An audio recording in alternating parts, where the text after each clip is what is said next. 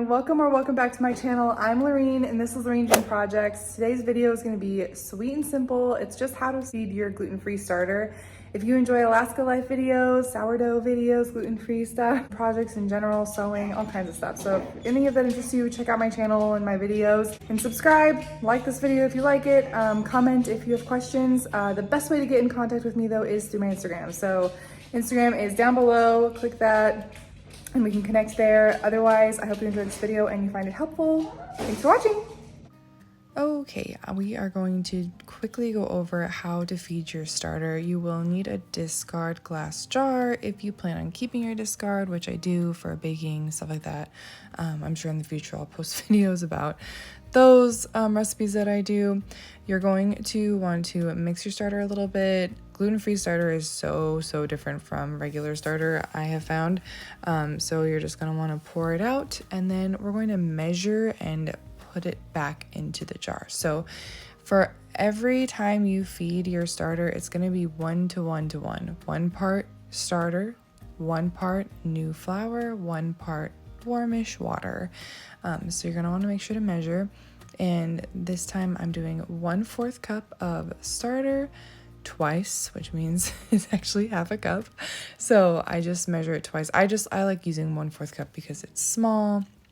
It is the nice size for the top part of like actually pouring it in. So you're just going to pour in your starter, and then next step of course is to discard anything you're not using, and that can be in the trash or in another glass. Okay, I like to just clean up the jar a little bit by scraping the sides before I start actually feeding my starter. So that's what you're seeing here.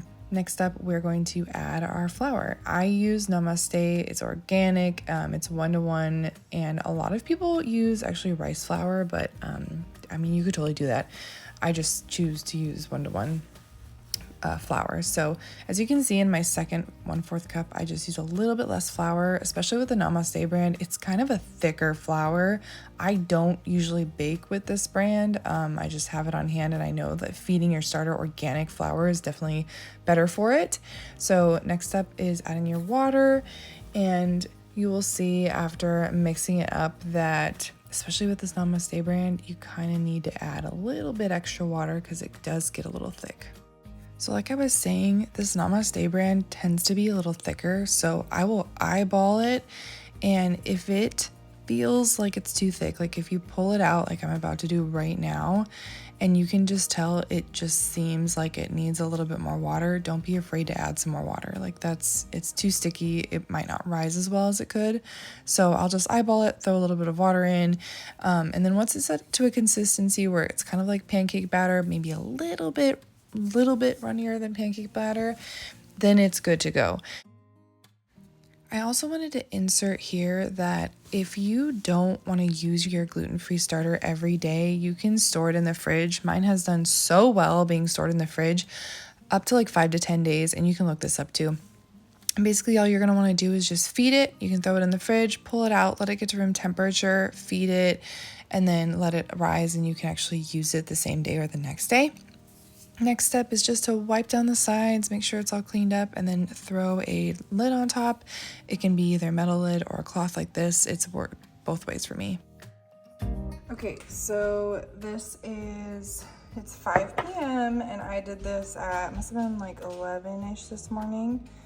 Looking good, looking healthy. So you really just want to look for that consistency of like a little bit like cake batter, but a little bit thinner, because I really do think gluten-free starter just almost gets bogged down if there's too much flour. But you can see this looks great. It's definitely happy. I also wanted to say, well, first of all, sorry, my children are in the background. Oh, life. I also wanted to just let you guys know that if you use Bob's Red Mill 1-to-1 flour, it works out, honestly, I think better than the Namaste. Namaste is pretty thick, like I said, so just keep that in mind. You would do the same process just with whatever 1-to-1 flour works for you. I also wanted to say that when you're feeding your starter, if you didn't know, if you need more starter, it's just keep that 1 to 1 to 1. So it would be, if you did half a cup of starter, half a cup of flour and half a cup water. If you needed more starter, you could do a full cup of starter, a full cup of flour, a full cup of water. Just watch for that consistency. My starter's been fine feeding it once or twice a day, depending on what's happening, like what I'm baking with, and putting it in the fridge has worked also. If you like this video, if you have any other questions, comment down below. Find me on Instagram. I'm so much better at responding back to messages or questions on Instagram at Lorraine June. I'll link it down below so you can find me. Don't forget to like and subscribe if you found it helpful. And if you have any tips yourself, send them my way, or your favorite gluten-free recipes. I love trying new recipes.